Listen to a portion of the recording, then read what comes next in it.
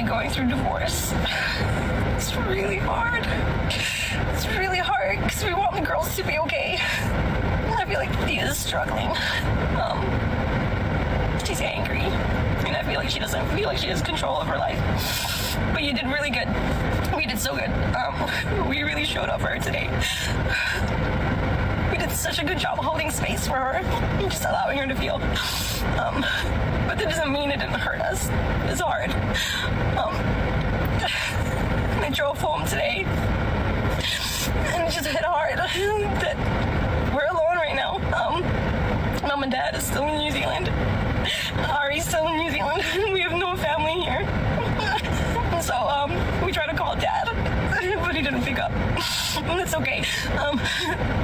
So we're doing this. We're gonna try and get through this. And I hope that in a few months from now, or a year from now, I can look back, we can look back, you can look back, and see that even though this is really hard for us, that we pushed through. And hopefully you can appreciate just the strength that we had to come up with to get to where you are right now. If this is going to help anybody else, just a reminder to be gentle with yourself. Shit gets really hard sometimes, and it's okay to cry. Yeah, just don't forget to remember your words and live in your truth. Be confident, accepting, whole and present. I love you. Here are my... Yeah, guys. So if it wasn't already obvious enough what today's cringe compilation is about, it is about dating after divorce. And if there is one person that perfectly captures that experience, it's this lady right here. I mean, man, I actually feel a lot of times I feel like it's crocodile tears and it's not real and it's just for sympathy. And I think this lady is definitely out here trying to get some attention, trying to get some sympathy from her audience. But you can tell that what she is going through is certainly quite painful. So let's get into today's compilation of women going through the very painful experience of dating after divorce. Confident, accepting, whole and present. I love you. Oh, and that is the most important. Remember to cry. Remember to live by your truth, and that you are confident, whole, and accepting. And dating after divorce apparently will be okay. Here are my predictions for the future of cishet relationships over the next 20 years. And I'm going to try not to pause too much, but just wanted to clarify what she said there was her prediction of cishet relationships. And I just needed to stop and clarify, because if you don't know what a cishet relationship is, don't worry. That's okay. A cishet relationship is just a normal relationship. Okay. There's a lot of terms and a lot of weird things going on nowadays, but just know that a cishet relationship is a normal relationship. History will look back on this period of time from probably 2020 to 2025, but maybe even to 2030, and they're going to refer to it as the Great Divorce or something like that. Maybe the relationship realignment. The Great Divorce is catchier. We're not only going to see an unparalleled spike in divorces, but we're going to see an unparalleled drop in marriages, particularly remarriages, which are going to fall off a cliff deeper than the Grand Canyon. Right now, cishet men and women are starting this game of chicken, so to speak, as women are just now contending with their unhappiness in long-term relationships. Men are right now doubling down. They're trying to call our bluff. They're trying to say, listen, I hear you asking for something different, but you've always complied in the past. So if we just hold the line, if we hold firm, you'll comply this time as well. But what they're missing is that this time is different. This time you have a bunch of women communicating with each other and figuring out for the first time that their unhappiness within heterosexual relationships, particularly marriage, is a feature, not a bug. And the only reason we're realizing this is because we're talking to one another. Most of us have spent our entire lives being like, I'm just buggy. Either there's something about me that's not good at relationships, or there's something about the men that I pick. I've got a buggy picker, or, I just don't have the capacity to be happy in relationships. It's a me problem, right? But because of social media and TikTok in particular, we're all comparing notes. And for the first time, we're getting this freedom because we're like, I'm not buggy. It's not me. I'm not bad at relationships. The system that we have set up for romantic relationships is just a bad system. It's a system that was designed for men in times when we didn't have our own economic freedom. And now that's changing, and we want to change the system. Now, most men right now are still holding the line because they think that we're going to come around. They think that if they hold out long enough that, we'll abandon our own loneliness to be with them. What they fail to understand is we're getting the ick. It's a permanent shift within us as to the way that we view romantic relationships and men in general. We're not going to have to rationally convince ourselves to stay away from those men despite really wanting to be with them. No, we're actually not wanting to be with those men, right? Men will eventually fall like dominoes over a very long period of time. The first group is already falling. These are the men who are in love with their wives and who are generally open-minded, liberal men who are listening to this conversation women are having and who are already on it, who are already changing in order to save their marriages or relationships. The second group that will fall are going to be the men who were left by a woman because of these issues, and in their grief and their pain, they will contend with this reality. The group that will fall next are the men who cannot contend with their own loneliness anymore. I have to stop. This is weird, man, and this is scary. This is like 100% the most spooky TikTok I've ever watched, because look how happy she is talking about divorce and the future next 20 years of divorce for cis-het men or whatever the hell she calls us. This woman very well may be experiencing some sort of demonic possession. I'm not some priest or anything like that, but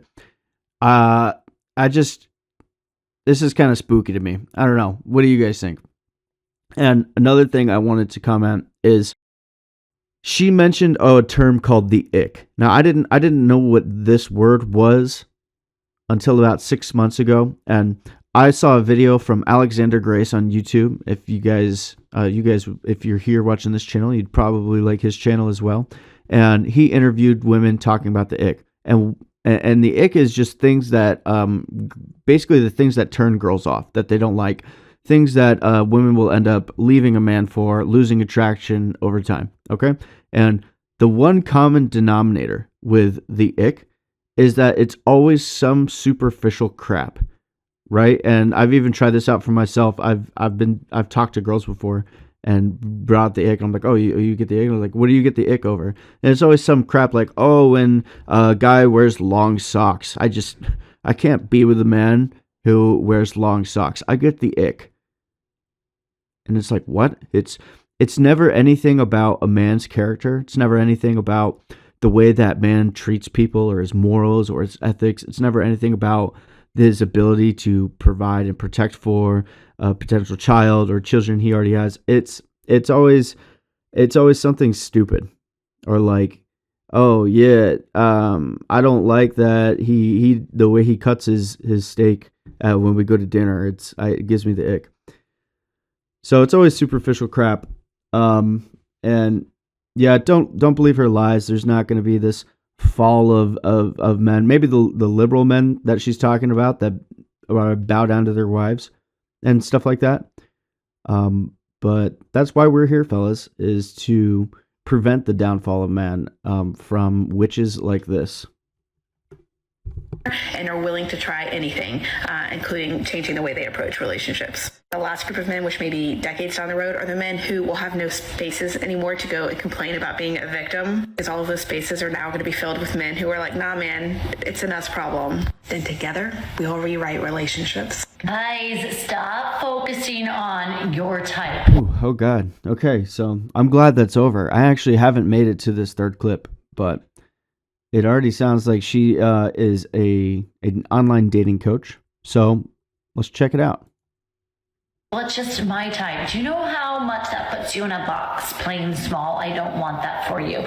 Throw out the door my type and focus on these 3 non-negotiables, okay? When you have your non-negotiables, like, it's so much easier to attract that person because, like, your brain literally starts to only see things that align with your non-negotiables. Does that make sense? I hope it does. Okay, so what about their values? We hear it all the time, their values. It is very important, but here's what I want you to know, that your values do not have to be the same as theirs. Does that make sense? Oh, because yeah, so far she's hitting the nail on the head. Yeah, and people don't have to have the same values, but I like I said, I haven't seen this yet, but The problem is the reason why she's having to say such common sense, right, is because women tend to chase after the really hot guys.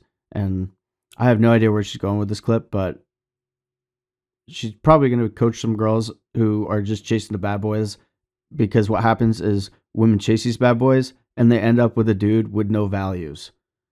So now you have to go back to the baseline. Now you have to go back to the foundations of like, okay, ladies, you should find a guy who has values, and they don't necessarily need to be 100% the same as yours. That'd be ideal, right? You don't want to date somebody opposite of you, but values are important. Let's see what other common sense this lady can come up with. That's boring, and that's also setting yourself up for like failure, because they don't have to be the same exact, but you have to respect their values. That is so important. Okay, 2 more non-negotiables to definitely have at the forefront when you're dating. And you're not going to probably know, by the way, these non-negotiables, maybe after like the first 2 weeks or so. So it's not like you rush in on the first date to get to know these things. It's like, it comes with like time. It's fine. Okay, another one is like, what is their vision for the future? Like, what are their goals? Dude, yeah. Because their goals are fine. Has it really come to this, man? You really got to sell courses to women telling them that you should date men with values and with goals?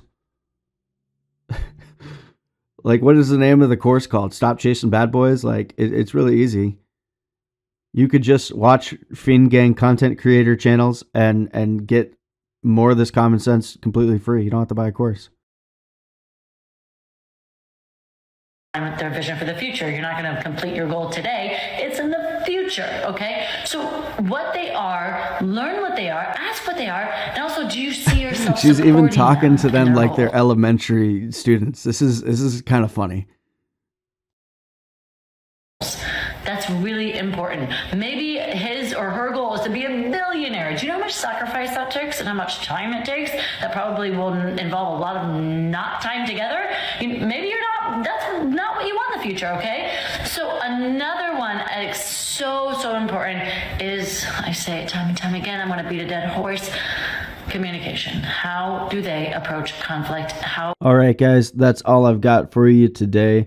This last one, we just had a little bit of a laugh. I don't think she said anything, too controversial there. It's pretty much just common sense. But of course, in 2023, a lot of men and women need to hear some common sense when it comes to dating and marriage. That is all we got for you today, guys. I will see you in the next one very soon.